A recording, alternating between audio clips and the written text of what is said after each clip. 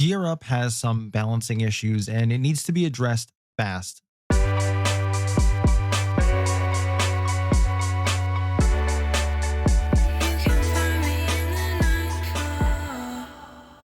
Hey guys, Nightfall here, and I feel like we need to talk about the new Gear Up mode and the economy for the weapons and the abilities. Now, mostly the abilities, but let's save the best for last. Before I pull up any screenshots here, I firmly believe that if these changes aren't made soon, which honestly I don't think they will be because it's a limited time mode and it's only here for another 20 some days.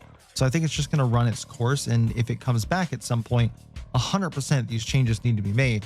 But I think the game is just using this as like a trial run to see where everything's at, and that's why it's a quote unquote limited time mode. But still, if the goal was to try to bring players in, it's not working, and this is part of the reason why. Now, there are tons of other reasons why, don't get me wrong, but this is definitely one of them. So let's take a look at the buy screen for your weapons first. Now, upon first seeing this, you might not think that it's too bad with some of these prices, where the revolver costing 5,000, which is literally the most expensive weapon that you can buy, and that's good. But after playing about 50 matches of this mode, you start to realize that you might be better off with your fists than spending 1,200 points on a clampdown. And what a lot of people are failing to realize in this mode is that a lot of the weapons have been toned down quite a bit, and they go and use their normal loadout from ranked and end up wondering why they're tickling someone with a full mag of the clampdown and they aren't dead yet when they have less health in this mode than they do in ranked. So just some quick observations here before we move on to the abilities, where I want to focus most of this video on. The clampdown, if you haven't guessed it yet, is literal dog shit, and buying this weapon in this mode is like picking Zephyr in normal ranked. You're practically throwing. The discipline is also next level bad and should not be close to the fever in terms of price. I'd say this needs to be somewhere in the realm of 2,200 at most. Now, I get the idea of them being similar or the same. One has faster fire rate, the other one has more headshot damage, but in this mode, it just doesn't play out that way, and the discipline is useless basically in comparison to the fever. And with them costing the exact same price, there's no situation where I'm going to pick the discipline over the fever. The Ghost Pepper being 3,900 is arguably the most balanced weapon on this entire thing, and the High Life costing 1,100, which is less than the clampdown, is laughable at best.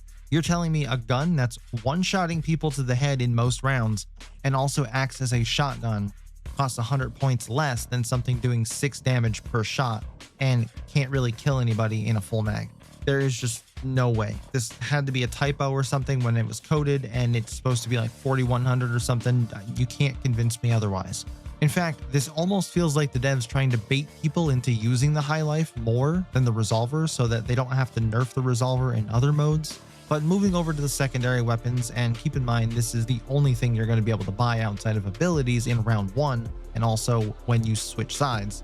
The Cure-All is what you get by default, but the utility pistols are low-key kind of fire in this mode. At only 150 points and doing over 100 damage per headshot, it's a steal. Plus, they offer other utility, as is their name, so maybe these need to cost like 350 or something. But now let's talk about abilities, and I've made this fancy chart for everyone to look at so we can see all the abilities all in one place, all at once. Note that these are screenshots that were taken at the start of round 1, so everything that's grayed out is over 800 points, meaning you can't buy it in the first round. You can see that there are a few Lancers that have one of their abilities at that cost, being Ishel's Cage, Aura's Healing, Dex's Clone, Axon's Shotgun, as it fucking should be, Nitro's Drone, Circuit's Totem, and then of course Hollow Point Sniper, costing 1,200 points, which is still kind of cheap considering you get 3 shots for that price, but we'll talk about that in a minute. Another thing to note here is that all the ones with a purple mark on them is the ability that you get for free each round. But let's go top to bottom, left to right, and I'll give my thoughts on each Lancer and if their ability cost is balanced. Starting with the brand new Lancer, Ishel, I'd say she's pretty balanced and I don't really have any complaints here. Aura, again, no complaints. In fact, let's skip all the bullshit. Let's just do the ones I have complaints with. Axon. Let me explain how Axon works, because he is one of the few exceptions here with the way you buy stuff.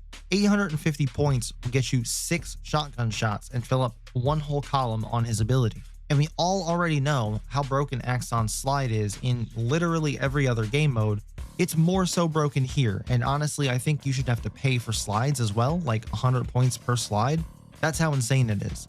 You should never just be able to slide out from behind a corner with zero momentum like that. I'm all for giving him the ability to slide with his shotgun out, fine, but there has to be limits or a cooldown, or maybe make it an actual shotgun and not a fucking sniper rifle.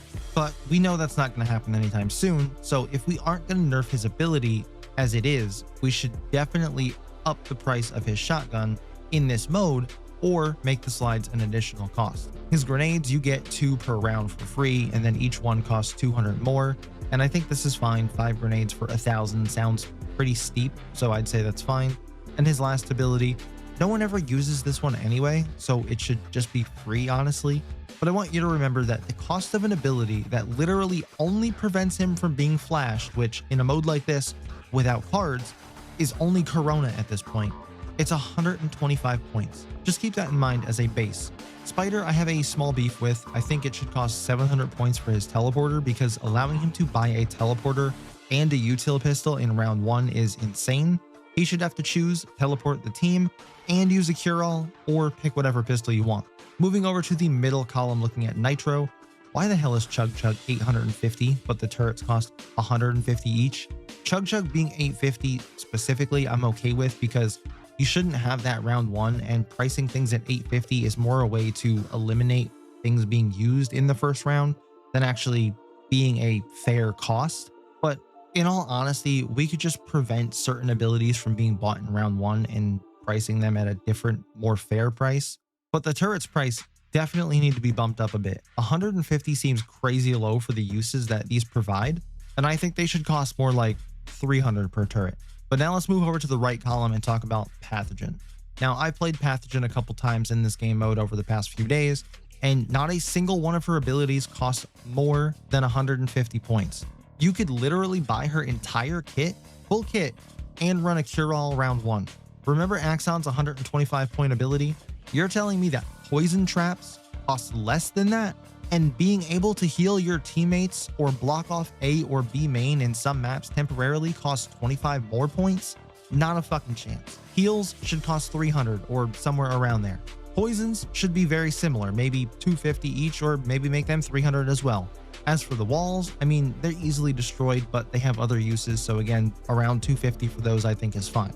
But the current cost of Pathogen and her kit is just insane.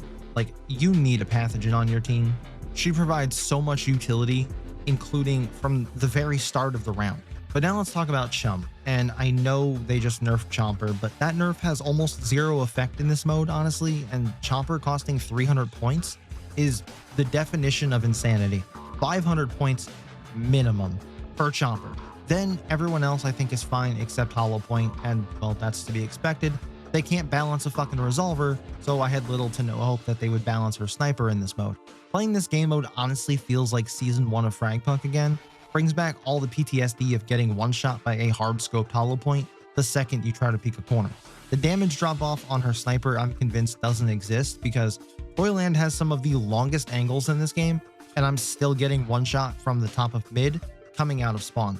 I don't know how many meters that these angles are exactly, but the only thing that feels anywhere close to that long is on Naos, and you all know what I'm talking about. And I get one shot from Hollow Point there too.